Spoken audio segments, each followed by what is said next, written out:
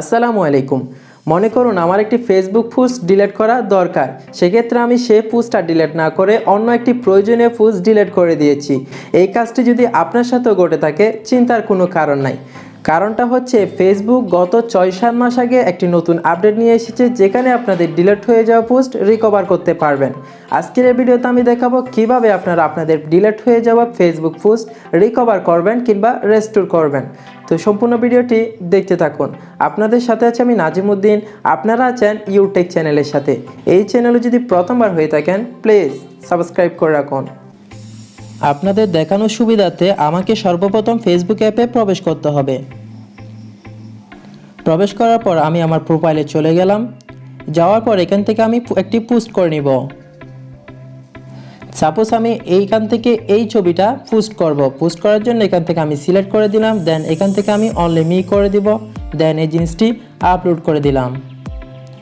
তো দেখতে পাচ্ছেন আমার এই ছবিটি কিন্তু অলরেডি আপলোড হয়ে গিয়েছে। এবার আমি থ্রি ডট অপশনে ক্লিক করে এখান থেকে ডিলিট করে দিব।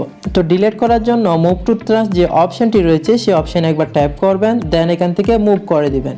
মুভ করে দেওয়ার সাথে সাথে দেখতে পাচ্ছেন আমার প্রোফাইল থেকে কিন্তু অলরেডি পোস্টারটি ডিলিট হয়ে গিয়েছে।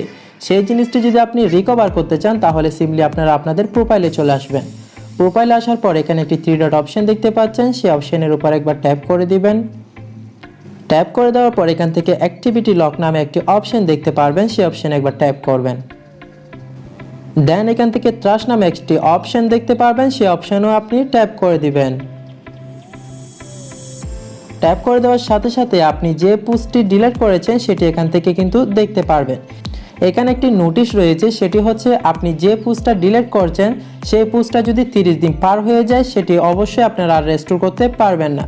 অবশ্যই আপনাকে ফেসবুকের যে কোনো পোস্ট ডিলিট হওয়ার 30 দিনের মধ্যে আপনি রেস্টোর করতে পারবেন। তো রেস্টোর করার জন্য আপনারা আপনাদের যে পোস্টটি রেস্টোর করতে যাচ্ছেন সেই পোস্টের উপর এভাবে মার্ক করে দিবেন। মার্ক করে দেওয়ার পর এখানে রেস্টোর একটি অপশন রয়েছে, সেই অপশনের উপর একবার ট্যাপ করে দিবেন। ট্যাপ করে দেওয়ার পর এখান থেকে রেস্টোর করে দিবেন। দেন দেখতে পারবেন আপনাদের পোস্টারটি রেস্টোর হয়ে যাবে।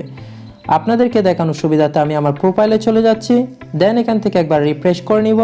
রিফ্রেশ করার পর আপনি যখন নিচের দিকে আসবেন তখন ঠিক দেখতে পারবেন আপনাদের যে পোস্টটি ডিলিট করেছেন সেটি আবারও রেস্টোর হয়ে গিয়েছে।